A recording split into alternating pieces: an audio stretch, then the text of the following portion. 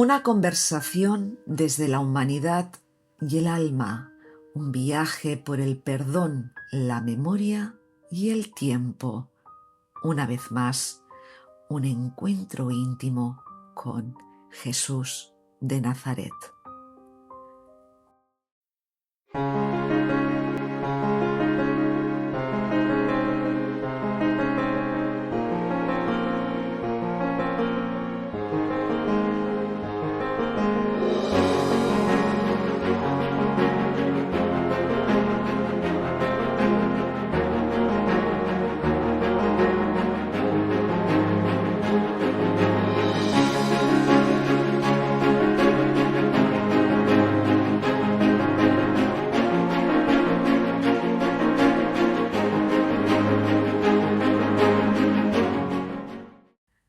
Hablando de nuevo contigo, afloraste en el patio particular de mi alma al cobijo de una mimosa engalanada, y en tanto en el rumor melancólico de una fuente chapoteaban descaradas golosas naranjas plateadas.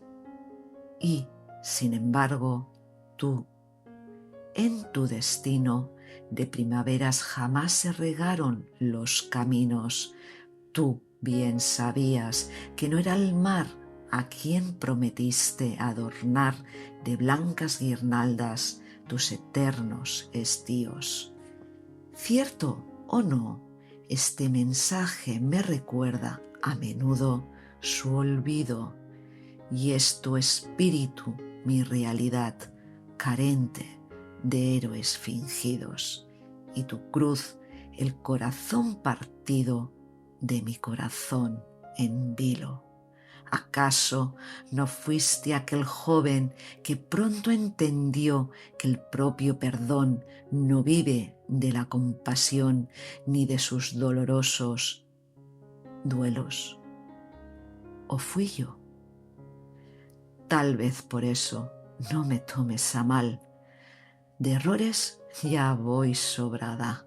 Solo la ironía del sarcasmo protege desde mis entrañas del desliz de algunas locuras y sus torpes hazañas. Y aunque los haya, miedos, culpas, llegado este momento, mi tranquilidad bebe del licor añejo y sus insinuantes matices, con tiento pero sin censuras. Así que toma mis manos, léelas con calma, en ellas descubrirás a veces el vaso lleno de inevitables lagunas, otras un vacío colmado de lejanas lunas.